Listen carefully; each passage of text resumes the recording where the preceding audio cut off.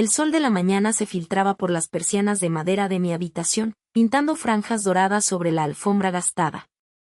El aroma a café recién hecho y a tostadas me sacó de la cama como un imán, guiándome hacia la cocina. Esa casa. La casa de la abuela Lola, ahora nuestra, o al menos, siempre había sentido que era tan mía como de mis padres. Sus paredes respiraban más de 100 años de risas, de secretos susurrados, de consuelo en momentos difíciles. Era mi refugio, mi santuario, el pilar inamovible de mi existencia, un ancla para todas mis esperanzas futuras. Bajé las escaleras, escuchando el murmullo de las voces de mis padres en la cocina. Javier, mi padre, tarareaba su canción favorita mientras Isabel, mi madre, movía los trastos con su habitual eficiencia, preparando el desayuno. Mónica, mi hermana menor, ya estaba sentada a la mesa, absorta en su móvil, pero con esa sonrisa que delata el buen humor matutino.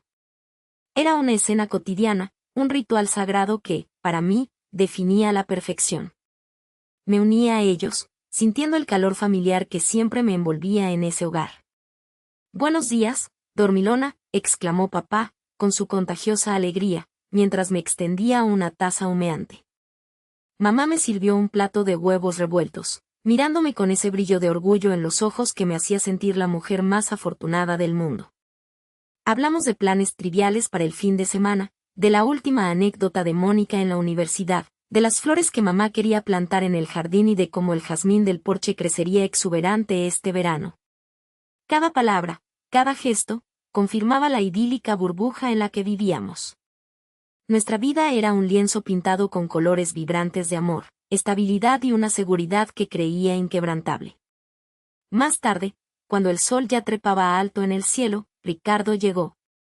Él no era solo mi novio, era mi ancla, mi alma gemela, el compañero perfecto para esta vida que amaba. Su risa, tan familiar y reconfortante, resonó en el pasillo mientras me acercaba y me abrazaba, fuerte y protector. ¿Lista para nuestra aventura, Inés?, preguntó, sus ojos brillando con la misma emoción que sentía yo al pensar en nuestro futuro. Nuestra aventura.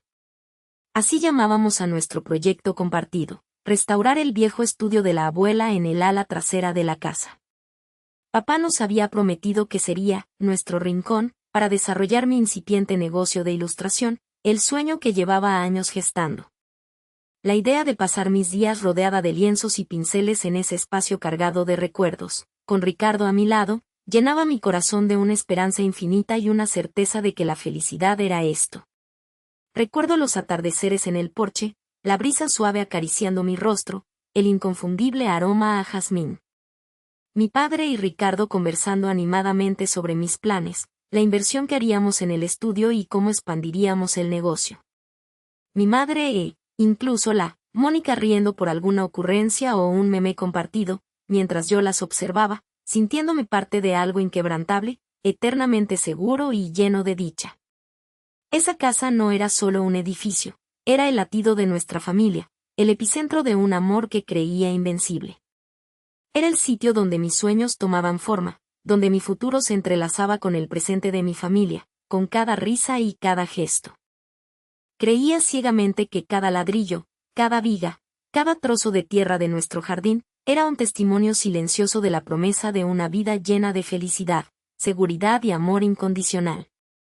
Nunca, ni en mis pesadillas más oscuras, imaginé que esa misma promesa, construida con tanto esmero y fe, podría desmoronarse en un instante, a manos de la persona que más debía protegerme.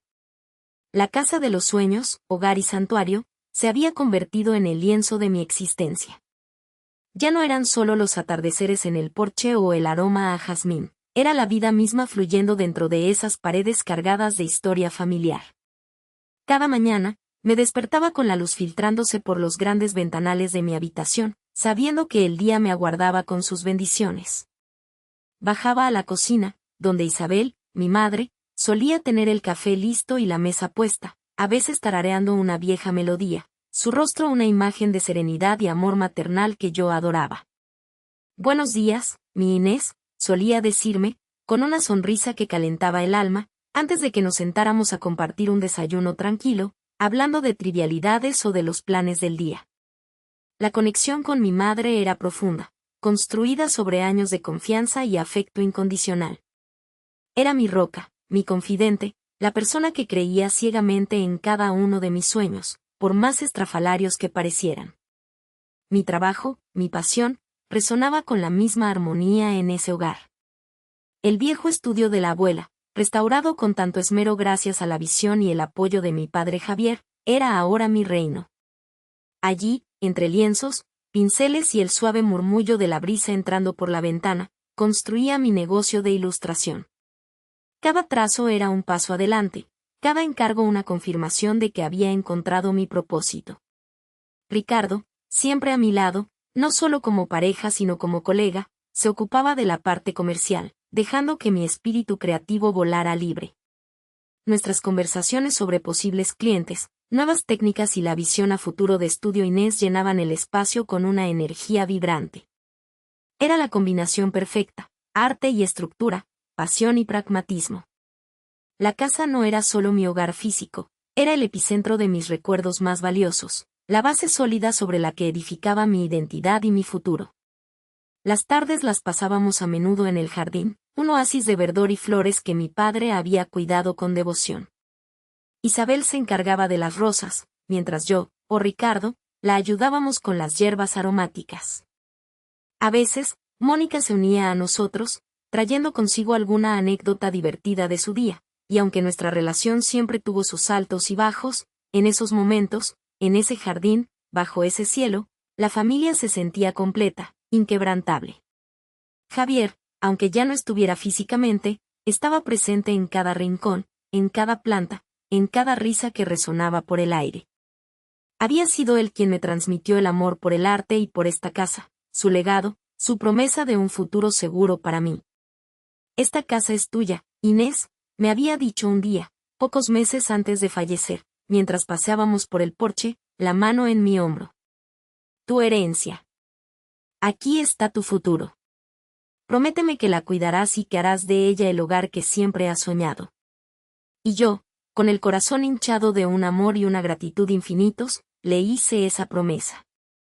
Viviéndola cada día, sentía que la estaba cumpliendo, cada momento más plena que el anterior. La vida en la casa de los sueños era un tapiz perfectamente tejido de amor, estabilidad y realización. Mi relación con Isabel, tan cálida y sincera, era el hilo dorado que lo unía todo. Con mi negocio floreciendo, Ricardo como mi pilar y el recuerdo de mi padre como guía, mi futuro se perfilaba claro y seguro. Nunca me sentí más en paz, más feliz, más dueña de mi destino. Era la encarnación de la promesa que me hizo mi padre, el testamento vivo del amor de mi familia. Creía que nada ni nadie podría arrebatarme esa dicha. Esta seguridad, esta confianza absoluta en mi mundo y en las personas que lo conformaban, era la base de mi existencia, el suelo firme bajo mis pies. Poco sabía que ese suelo, tan seguro, estaba a punto de desmoronarse. La casa de los sueños, mi santuario, mi lienzo en blanco, prosperaba bajo mi cuidado, y yo, confiando plenamente en el amor de mi madre, le había delegado sin pensarlo 2 veces todas las gestiones administrativas. Isabel se encargaba de los pagos de impuestos, de las facturas de servicios, de las gestiones bancarias relativas a la propiedad. Es lo menos que puedo hacer por ti, mi amor, me decía con esa sonrisa cálida que siempre me había tranquilizado, con tanto trabajo y tu negocio floreciendo, déjamelo a mí. Sabes que siempre velaré por tus intereses. Y yo, con el corazón rebosante de gratitud, asentía. ¿Quién podría ser mejor guardiana de mi herencia que la mujer que me dio la vida? En ocasiones, durante nuestra sobremesa, mientras el sol se colaba por los cristales de la sala, Isabel dejaba caer comentarios que ahora, en retrospectiva, se me antojan como pequeñas telarañas en el aire.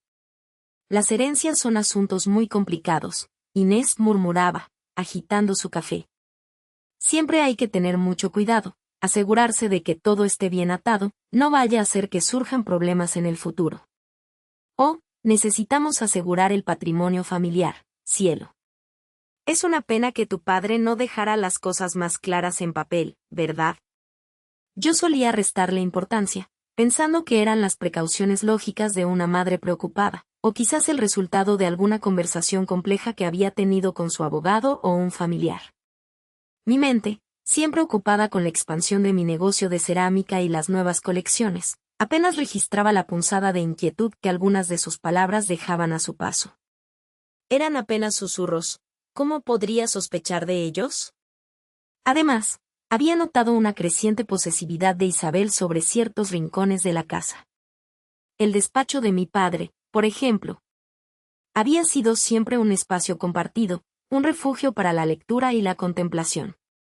Pero, poco a poco, Isabel fue llenando sus estanterías con sus propios libros, sus álbumes de fotos, sus chucherías personales, hasta el punto de que mis pequeños cuadernos de bocetos, que antes residían allí, empezaron a parecer intrusos. Aquí guardo ahora todos los documentos importantes de la casa, me explicó un día, señalando un cajón con llave que antes estaba vacío. Es mejor que tengamos un lugar seguro para todo esto, ¿no crees? Así no se pierde nada. Me pareció razonable. No había nada en su comportamiento que mi ingenuo corazón no atribuyera a su dedicación, a su deseo de orden, o incluso a una peculiaridad maternal sin importancia. Quería verla como la protectora de mi felicidad, no como una sombra acechando mi tranquilidad. Sin embargo, las pequeñas sombras comenzaron a alargarse. Un día, Ricardo, siempre atento a mis finanzas, me preguntó si había pagado el último recibo del impuesto sobre bienes inmuebles. Claro, Ricardo, le dije con despreocupación, mi madre se encarga de todo eso. Ella lo tiene bajo control. Pero Ricardo frunció el ceño. Es que, me llegó un rumor extraño en el banco. Algo sobre una notificación de pago pendiente de la Casa de los Sueños. Debes haberlo recibido tú misma, ¿no? Mi corazón dio un vuelco. Notificaciones. Hacía meses que no veía ninguna. Siempre llegaban por correo ordinario. No, no he recibido nada, admití, sintiendo un frío escalofrío. Isabel se encarga de abrir toda la correspondencia relacionada con la casa. Ella dice que es para evitar que me agobie. Aquel comentario de Ricardo, tan inocente, fue el primer golpe. La suave brisa de la despreocupación se convirtió en una ráfaga helada de duda. Algo no encajaba. Y esa sensación, aquella minúscula fisura en mi perfecta confianza, fue solo el principio de una grieta que pronto desmoronaría los cimientos de mi mundo. Las palabras de Ricardo resonaron en mi cabeza durante días. Eran una melodía desafinada en la perfecta sinfonía de mi vida. Pero la vida, implacable, tenía sus propios planes. Poco después, el amor llamó a mi puerta con nombre de Marco. Era un arquitecto de sonrisa contagiosa y mirada sincera, y su visión del futuro encajaba perfectamente con la mía. No tardamos en hablar de planes de boda, de una vida juntos, de formar nuestra propia familia. Y, por supuesto, en el centro de todas esas ilusiones estaba la Casa de los Sueños. Imagínate, Inés, me dijo Marco una tarde, mientras hojeábamos revistas de decoración, podríamos restaurar la fachada, abrir un poco la cocina al jardín. Convertirla en un espacio moderno, pero sin perder su esencia. Sería nuestro hogar, el lugar donde crecerán nuestros hijos. La idea me llenó de una alegría inmensa. Siempre había amado la casa, pero ahora, la veía con nuevos ojos, como un lienzo en blanco para nuestro futuro. Quería empaparme de cada detalle, de cada rincón, transformar ese legado en el nido de nuestra nueva familia. Al día siguiente, con esa efervescencia nupcial bullendo en mi interior, decidí que era momento de tomar las riendas activamente. Necesitaríamos los títulos de propiedad para cualquier gestión, para solicitar permisos de obra, para hablar con bancos si pensábamos en una hipoteca para la reforma. Era lógico, era práctico. Era el momento de que la dueña se encargara de su hogar. Fui a buscar a mi madre. La encontré en el salón, doblando ropa con su habitual diligencia. Mamá, le dije, mi voz vibrando con entusiasmo, Marco y yo hemos estado pensando en la casa. Queremos empezar a planear algunas reformas. ¿Podrías darme los títulos de propiedad y el resto de los documentos importantes? Para que Marco los revise y empezamos a ver presupuestos. Isabel dejó de doblar una camisa de mi padre. Levantó la vista, y aunque intentó sonreír, su expresión era tensa, casi forzada. ¿Los papeles, Inés, tan pronto? Su tono no era de sorpresa, sino de algo que se acercaba más a la irritación. Los tengo guardados, ya sabes, en la caja fuerte de tu abuelo en el altillo. Es un lío tremendo. No te preocupes, mamá, insistí, avanzando hacia ella. Necesitaré familiarizarme con todo eso. Podemos ir juntas ahora mismo, si quieres. Así me enseñas dónde está todo y organizamos los documentos. Estoy deseando empezar con las reformas. La sonrisa de Isabel se desvaneció por completo. No es tan fácil, Inés. Esa caja tiene sus peculiaridades. Y los papeles son muy viejos, están desordenados. Probablemente necesitemos ir al registro para pedir copias actualizadas antes de que Marco pueda verlos. Mejor déjame a mí. Yo me encargo de todo esto, como siempre. Su voz era suave, pero llevaba una firmeza que me heló la sangre. Como siempre. Esas dos palabras, antes un bálsamo de seguridad, ahora se sentían como una cadena. Intenté una vez más. ¿Segura, mamá? No quiero que te agobies con eso si ya tienes suficiente. No es agobio, hija. Es mi deber, lo sabes. Tú tienes tu boda que planear.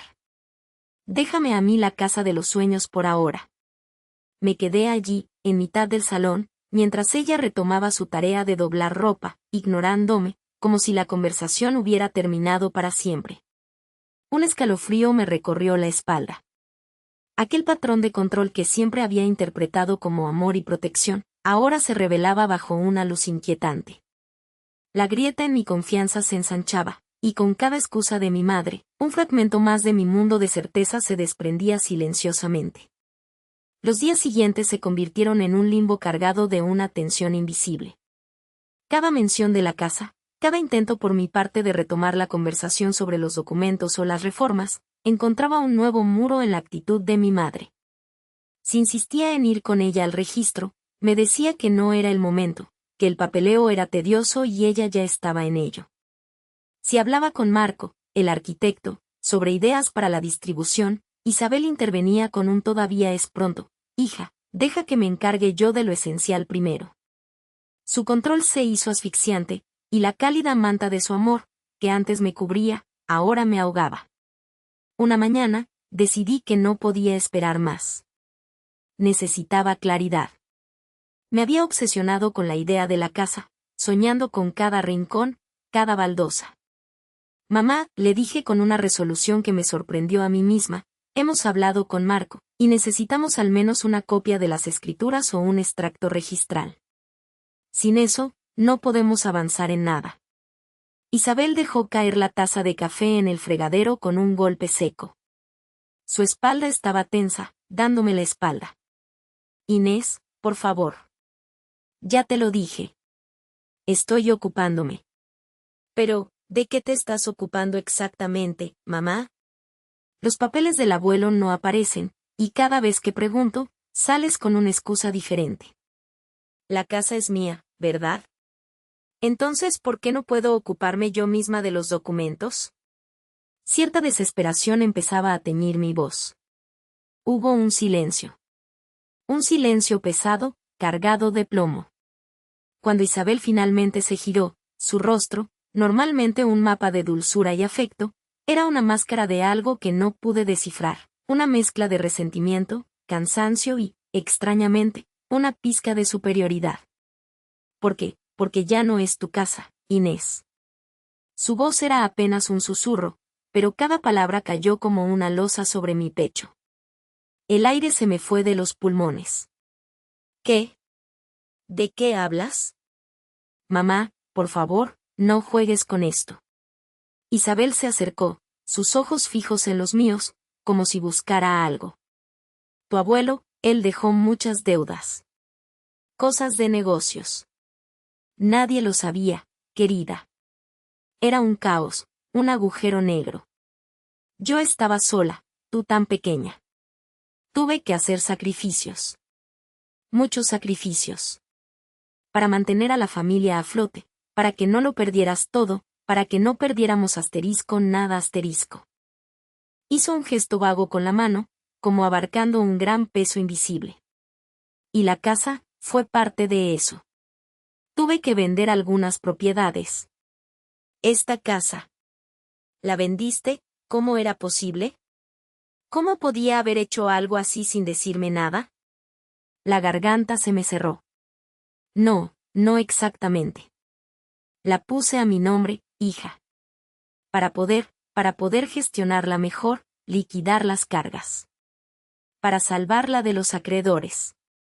La deuda era inmensa, Inés. Tenías que entenderlo. Lo hice por todos nosotros. Un aire de martirio se instaló en su expresión. Fue por el bien de la familia.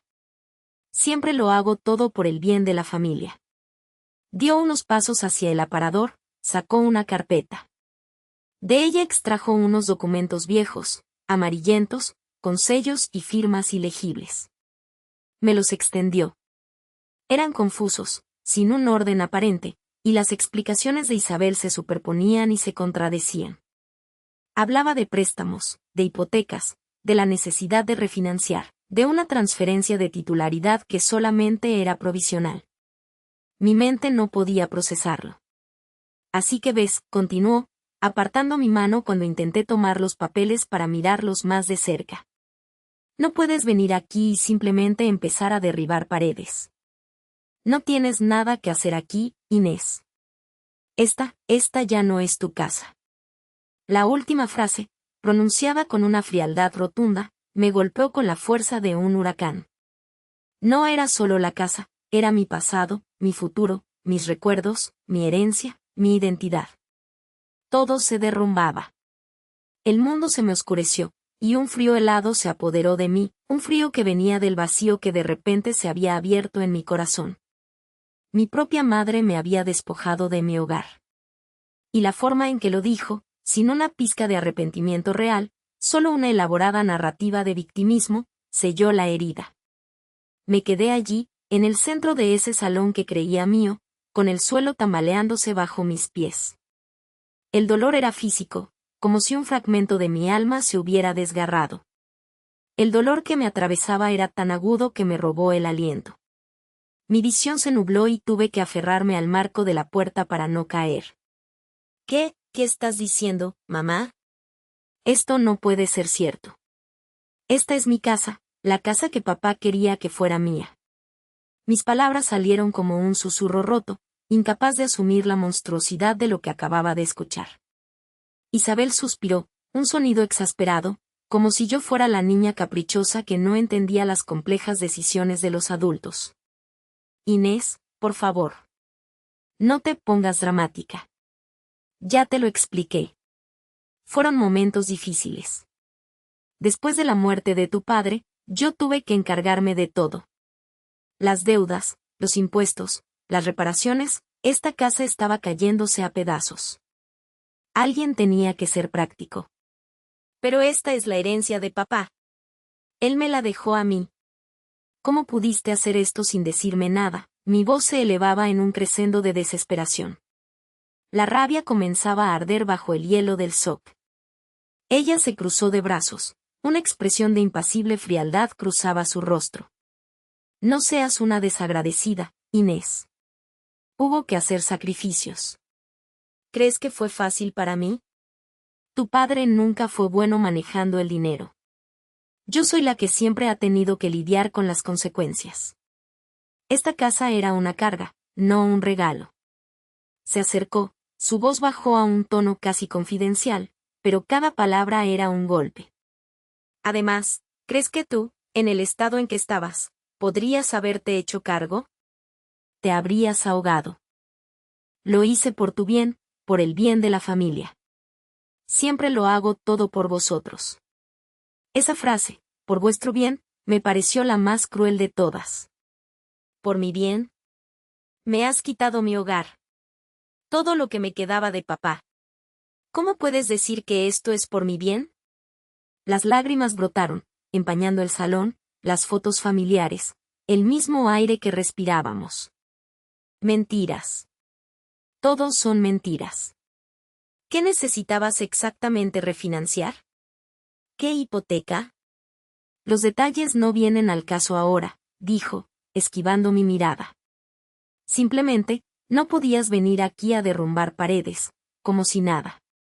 Te lo repito, esta casa ya no es tuya. Legalmente, es mía. Sentí que el mundo se desdibujaba. El suelo se volvió inestable. Mi propia madre, con la que compartía sangre, me estaba expulsando de mi casa, de mi vida. ¿Me estás echando? Me ahogué con mis propias palabras. Ella suspiró de nuevo, una actuación tan convincente de mártir. No te estoy echando, Inés. Te estoy protegiendo de ti misma. Necesitas salir de aquí, despejar tu mente. Reflexionar sobre lo malagradecida que estás siendo. ¿Dónde vas a vivir? ¿Con esa idea loca del café? ¿En la calle? No puedes esperar que yo te mantenga por siempre. Ya eres una mujer adulta. Cada una de sus frases era una daga en mi corazón.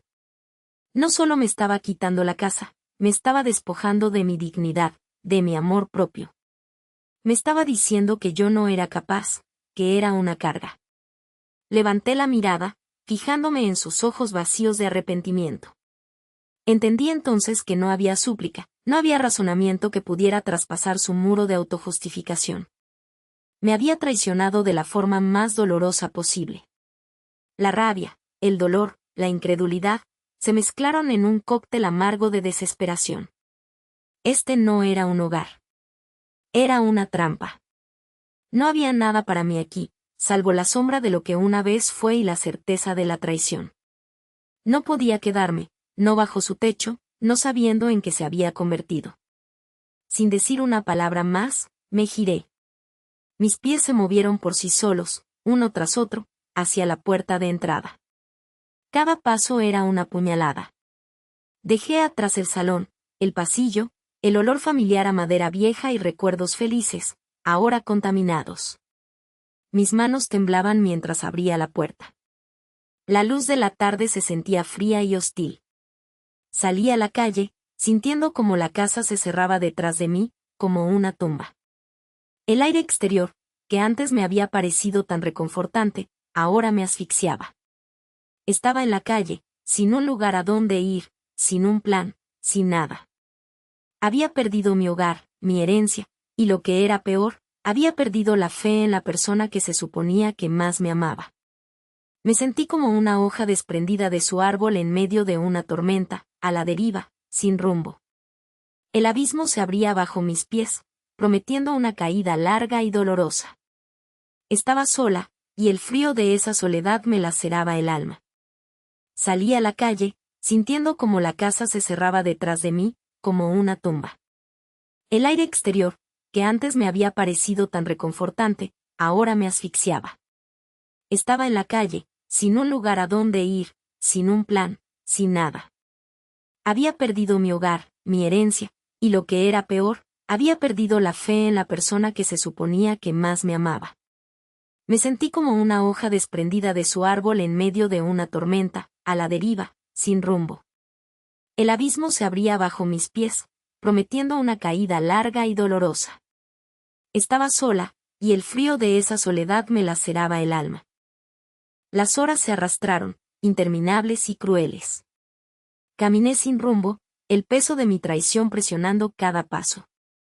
Mis bolsillos estaban vacíos, mi teléfono casi sin batería. No tenía a dónde ir, ni a quién llamar. La oscuridad se cernió sobre la ciudad, y con ella, un escalofrío que no era solo del frío nocturno, sino del terror absoluto a un futuro incierto. La humillación me quemaba la piel.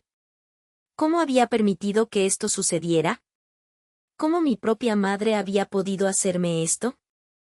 Mi mente se aferró a un solo nombre, a una remota esperanza, Ricardo. Lo conocía desde la universidad. Siempre había sido un alma libre, con más entusiasmo que fortuna, pero con un corazón en el lugar correcto. Marqué su número, mis dedos temblaban, esperando que la batería aguantara lo suficiente y que él respondiera. La voz de Ricardo, somnolienta al principio, luego sorprendida y preocupada, fue la única balsa en mi naufragio. Inés, ¿qué pasó? ¿Estás bien? Suenas como si hubieras visto un fantasma. Apenas pude articular las palabras, la garganta me dolía de las lágrimas contenidas. Ricardo, estoy perdida. Necesito un lugar.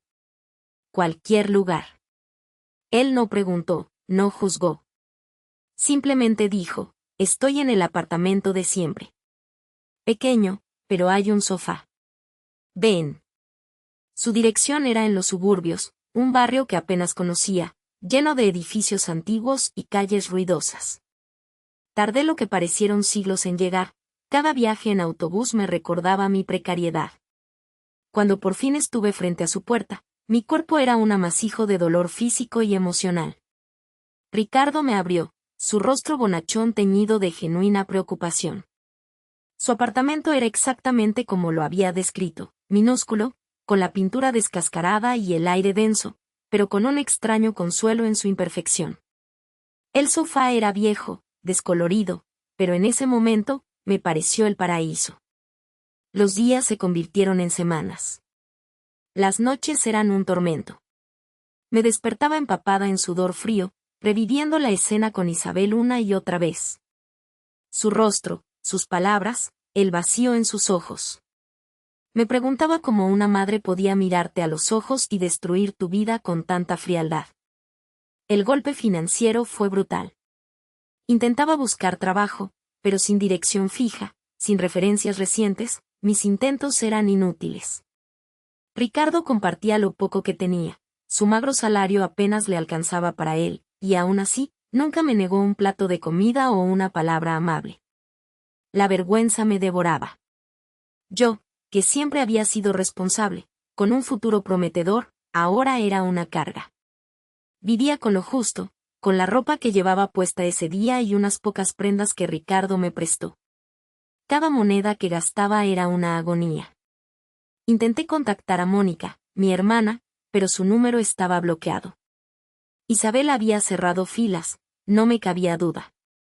Estaba sola, completamente aislada. El dolor de la traición era una herida abierta que no cicatrizaba. No era solo la casa, era la demoledora constatación de que la persona que más debía protegerme me había apuñalado por la espalda. Me sentía vacía, como si me hubieran arrancado parte del alma. La desesperación era un pozo sin fondo, y cada día me hundía más. Veía mi reflejo en el sucio espejo del baño de Ricardo, y apenas me reconocía. Ojeras profundas, una mirada perdida. Esa no era Inés. Era una sombra, un eco triste de lo que había sido. Había tocado fondo. Esto no era vivir, era sobrevivir. Y en lo más profundo de ese abismo, en medio de la podredumbre del dolor y la miseria, una chispa fría y peligrosa comenzó a formarse. Una chispa de ira, de resolución. Pero por ahora, solo había oscuridad. Esa chispa fría y peligrosa comenzó a formarse, no como una llama que calentara, sino como un cristal que se endurecía en mi pecho. Pero antes de que pudiera pensar en la venganza, debía aceptar la magnitud de mi caída. La soledad no era solo la ausencia de una casa, era la ausencia de mi familia. Si Mónica me había bloqueado, quizás otros aún escucharían, pensé con una ingenuidad residual que me avergonzaba. Con el teléfono prestado de Ricardo, las manos temblorosas, marqué el número de mi tía Clara, hermana de mi padre, una mujer a la que siempre creí cercana. Tras varios tonos, su voz seca y distante me respondió. Clara. Soy Inés. Hubo un silencio cargado, pesado como una losa. Sé quién eres, Inés, replicó con un tono que nunca antes me había dedicado. Necesito hablar contigo, tía. Hay algo que no sabes, algo que Isabel. Me interrumpió de golpe. No vengas con tus historias, niña. Tu madre ya nos lo ha contado todo. ¿Contado el qué? Tu ingratitud. Tu desequilibrio después de la muerte de tu padre. Que apenas lo enterraron y ya andabas reclamando con avaricia, que querías sacarle a tu madre hasta la ropa que llevaba puesta. Dijo que tenías la cabeza llena de pájaros, ideas locas, que eras una desgraciada desagradecida que no valoraba el sacrificio de sus padres. Que casi la echas de su propia casa. Cada palabra era un puñal gélido que se clavaba en mi carne. Mi propia tía, a quien había abrazado en Navidades, a la que había contado mis ilusiones, me estaba recitando el guión de Isabel. Sentí un nudo en la garganta, una humillación insoportable. Eso no es verdad, tía. Ella me robó la casa. Era mía por herencia de papá. Ella falsificó documentos. Basta ya, Inés. Tu madre es una mujer honorable, que ha sufrido mucho. No creeré tus calumnias. Te lo advierto, deja de molestarla y de esparcir esas mentiras. Y no me llames más. Necesitas ayuda. La línea se cortó, dejando un zumbido ensordecedor en mis oídos. El teléfono se me resbaló de los dedos y cayó al suelo. Ricardo, que había intentado fingir que no escuchaba, se acercó y lo recogió en silencio. Su mirada de pena era casi tan dolorosa como la traición de mi familia. Probé con un primo, uno de los pocos con los que mantuve contacto, pero el resultado fue el mismo. Hostilidad velada, incredulidad, la repetición de las mismas falacias. La red de mentiras de Isabel era densa, impenetrable. Había tejido una historia tan convincente que yo, la víctima, era la villana. Estaba sola. Completamente sola. Mi propia sangre, mis raíces, me habían arrancado de cuajo. Me habían declarado muerta, no físicamente, sino socialmente, familiarmente. El nupcio dolor me sumió en un silencio profundo durante días. Apenas hablaba, apenas comía. Ricardo me miraba con preocupación, pero no sabía qué decir. Yo había tocado un fondo aún más oscuro que antes. Era una negación de mi existencia, de mi cordura. Me habían despojado de mi identidad, de mi honor. Era una paria. Pero en ese abismo de abandono y calumnia, algo cristalizó. La desesperación dio paso a una verdad fría e implacable: nadie vendría a salvarme. Nadie escucharía mis ruegos. Este era mi camino para recorrerlo sola. ¿Y si no tenía a nadie, qué tenía que perder? El dolor se transformó en una ira gélida, una determinación inquebrantable. La chispa se había encendido. Ya no eran lágrimas, sino una visión cada vez más clara de lo que debía hacer. Isabel había jugado con mi vida, con mi honor. Ahora era mi turno. Y esta vez, no habría piedad.